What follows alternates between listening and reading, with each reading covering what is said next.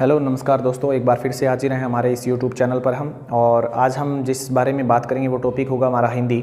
और सबसे पहले हम हिंदी के विकास के बारे में, हिंदी की भाषा के बारे में, इसके ऊपर हम डिस्कस करेंगे। आपको वीडियो कैसी लगी ये कमेंट बॉक्स में ज़रूर बताना और अपनी सलाह भी देना कि कहाँ पर क्या समस्या है, क्योंकि ये मैं पहली बार कर रहा हूँ ऐसा, इसलिए चाह रहा हूँ आप मुझे राय ज़रूर दें अपनी। तो देखिए दोस्तों, पहले भाषा आता है। भाषा शब्द का विकास कैसे हुआ, यानी भाषा क्या है। भाषा का अर्थ होता है भाष धातु, यानी भाष धातु का अर्थ होता है विचार प्रकट करना। क्या होता है दोस्तों? विचार प्रकट करना। ठीक है, विचार प्रकट करना, विचार प्रकट करना होता है। लेकिन विचार प्रकट करने का भी अर्थ है। क्या अर्थ है विचार प्रकट करने का अर्थ? यानी यह क्या है, एक अध्वन्यात्मक इकाई है। अध्वन्यात्मक इकाई है। ठीक है, यह क्या है, एक अध्वन्यात्मक इकाई। भाष धातु का अर्थ विचार प्रकट करना होता है और यह क्या है, अध्वन्यात्मक इकाई है। ठीक है दोस्तों, अब आती है भाषा की परिभाषा क्या होती है। भाषा की परिभाषा की अगर हम बारे में बात करें तो भाषा की परिभाषा ये होती है कि व्यक्ति या व्यक्ति के समूह द्वारा किसी दूसरे व्यक्ति या व्यक्ति समूह को अपने भाव प्रकट करना या विचार प्रकट करना ही क्या है, भाषा है। इसी के आदान प्रदान, जो विचार प्रकट करने के जो आदान प्रदान होते हैं एक दूसरे के बीच में, उसी को हम भाषा कहते हैं। ये हम आदान प्रदान तीन तरीके से कर सकते हैं। यानी भाषा की अगर हम प्रकार की बात करें तो सभी जानते होंगे भाषा के कितने प्रकार होते हैं, तीन होते हैं। पहला कौन सा होता है, मौखिक। ठीक है दोस्तों, दूसरा होता है लिखित, और तीसरा कौन सा होता है दोस्तों, सांकेतिक भाषा होता है। तीसरा जो होता है हमारा वो होता है सांकेतिक। ठीक है, सांकेतिक भाषा सबसे मुश्किल मानी जाती है, यानी सबसे क्या मानी जाती है, मुश्किल, क्योंकि ये समझने में मुश्किल होती है। और आप कई बार देखते होंगे कोई किसी जो बोल नहीं पाता है, उनकी भाषा उनका परिवार तो समझ सकता है लेकिन हम नहीं समझ सकते। और मौखिक भाषा होती है वो क्या है, समझने में सबसे आसान मानी जाती है, क्योंकि बोलने से हम आसानी से समझ सकते हैं, लिखित को उतना आसानी से नहीं समझ पाते। मौखिक यानी बोलकर जो प्रकट करते हैं, सभी जानते होंगे। लिखित यानी जो लिखकर हम प्रकट करते हैं कि अपने भावों को, जैसे कि मैं आपके सामने प्रकट कर रहा हूं। और सांकेतिक जैसे कि क्रिकेट मैच में देखा होगा, अंपायर आउट देता है तो आप समझ जाते हैं, उंगली उठते कि वो आउट है, तो ये सांकेतिक भाषा है। अब हम आते हैं, इस पर बात की हमने कि ये आसान है और मुश्किल है। अब हम बात करते हैं भाषा की विशेषताओं की, यानी ये मैं भाषा की बात कर रहा हूँ अभी। भाषा की विशेषताएं क्या है, ये रीट के लिए इंपॉर्टेंट है, बाकी छोटे बच्चे चाहे नहीं करें इसको। क्या है भाषा की विशेषताएं? ये है कि यह एक क्या है, अर्जित संपत्ति है। क्या है, अर्जित संपत्ति है। भाषा जो होती है वो क्या होती है, अर्जित संपत्ति होती है। दूसरी क्या है कि यह सामाजिक भी होती है। सामाजिक का मतलब समाज में। ठीक है, और क्या है, परिवर्तनशील है। परिवर्तनशील जो सामाजिक वह परिवर्तनशील। परिवर्तनशील क्यों है दोस्तों? क्योंकि ये जगह जगह बदलती है, 2-2 किलोमीटर पर बदलती रहती है, तो यह क्या है, परिवर्तनशील प्रक्रिया हम इसे कह सकते हैं। ठीक है, सामाजिक प्रक्रिया व परिवर्तनशील प्रक्रिया है। दूसरी तीसरी चीज़ अगर हम देखें तो इसका कोई क्या है, मानक रूप नहीं है। ठीक है, मानक रूप नहीं है, मानक रूप नहीं है, और ना ही इसका क्या है, कोई अंतिम स्वरूप, कोई अंतिम स्वरूप है।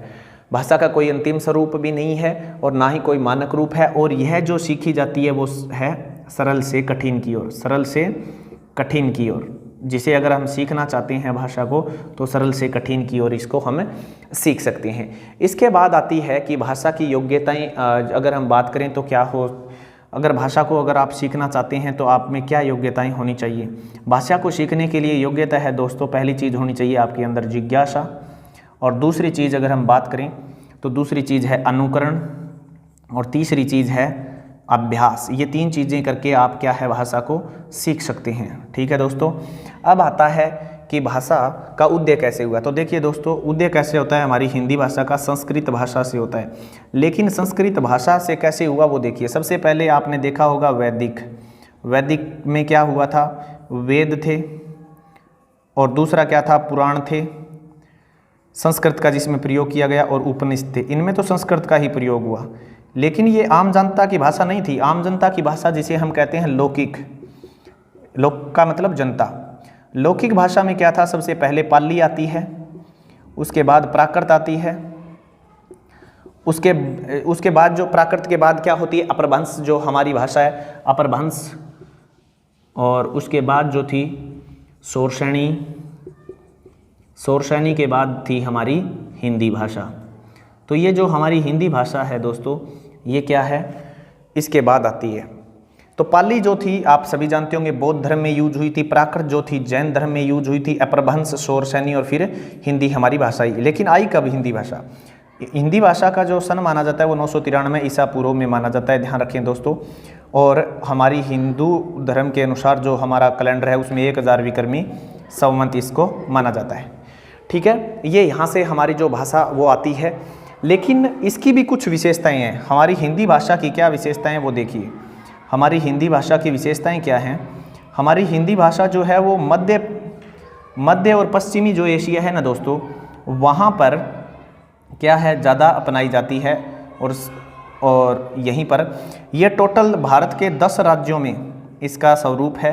10 राज्यों में सबसे ज़्यादा बोली जाती है ये भारत के। ठीक है, और तीसरी बात है गंगा और यमुना का जो मैदानी भाग है, ठीक है दोस्तों, वहाँ पर क्या है इसको ज़्यादा प्रयोग किया जाता है। मैदानी भागों को इसमें क्या किया जाता है, शामिल किया जाता है। और अगर हम बात करें तो यह हमारी क्या है, भारोपीय परिवार की भाषा है। किसकी भाषा है? भारोपीय परिवार की भाषा है। हिंदी भाषा जो आया वो किस से आया? फारसी भाषा से निकला हुआ शब्द है। और यह क्या है, हमारी राजभाषा भी है। ये बात आप सभी जानते हैं। ये राष्ट्रभाषा नहीं है बल्कि क्या है, राजभाषा है। ठीक है दोस्तों, क्या है, राजभाषा है हमारी हिंदी भाषा है वो। ये कहाँ लिखा हुआ है? ये भारत के संविधान में भाग नंबर 17 अनुसूची है 8। कौन सी अनुसूची है? अनुसूची है 8 और अनुच्छेद है 343 से लेकर 351 तक। जो हमारा अनुच्छेद है ये क्या है, अनुच्छेद। तो ये अनुच्छेद 343 से 51 में इसका वर्णन है कि यह भारत की राष्ट्रीय भाषा नहीं बल्कि राजभाषा होगी। अनुसूची 8 में इसका वर्णन किया गया है। तो ये बात आप दोस्तों ध्यान रखें हमारी हिंदी भाषा के बारे में। तो यही हिंदी के बारे में है कि भाषा का विकास कैसे होता है, विचार प्रकट करना होता है, भाष धातु से बना है, ध्वन्यात्मक इकाई है। परिभाषा हमने पढ़ ली थी कि किसी के विचारों को जो प्रकट करता है व्यक्ति या व्यक्ति समूह है, व्यक्ति या व्यक्ति समूह है कोई प्रकट करता है, अपने विचारों को आदान प्रदान करता है, वही हमारी क्या कहलाती है, भाषा कहलाती है। मौखिक, लिखित, सांकेतिक भाषा होती है सबसे आसान होती है मौखिक, और सांकेतिक होती है सबसे मुश्किल। संस्कृत भाषा से निकला, ये वेदों में यूज हुई, लेकिन लौकिक भाषा में सबसे पहले पाली हुई, फिर प्राकृत हुई, अपभ्रंश, शौरसैनी और हिंदी। इसके बाद हमने देखा कि भाषा की विशेषताएं क्या हैं। अर्जित संपत्ति होती है, सामाजिक भी होती है, परिवर्तनशील प्रक्रिया होती है, मानक रूप है नहीं, ना ही कोई अंतिम स्वरूप है, सरल से कठिन की ओर सीखी जाती है। योग्यता होनी चाहिए, जिज्ञासा, अनुकरण और अभ्यास। मध्य पश्चिमी एशिया में इसका जो क्षेत्र है वो माना जाता है। उसके बाद 10 राज्यों में बोली जाती है। गंगा यमुना का मैदानी भाग में इसमें शामिल है, भारोपीय परिवार से है, फारसी भाषा से है, और राजभाषा भी क्या है, ये हमारी है। ये अनुच्छेद भाग 17 अनुच्छेद जो है हमारा 343 से 51 में वर्णित है, अनुसूची 8 में। उम्मीद करता हूँ दोस्तों ये हिंदी की भाषा जो हमारे शुरुआत हुई उसका है। कल फिर हम इससे आगे की वीडियो लेकर जहाँ से हम इसके व्याकरण पर बात करेंगे, यानी इनके शब्दों पर आएंगे, ANR से शुरू करेंगे। तो वीडियो मिस मत करना, और अच्छी लगी है तो लाइक और सब्सक्राइब जरूर करें इस चैनल को। धन्यवाद, फिर मिलते हैं आपको एक नई वीडियो के साथ। Thank you.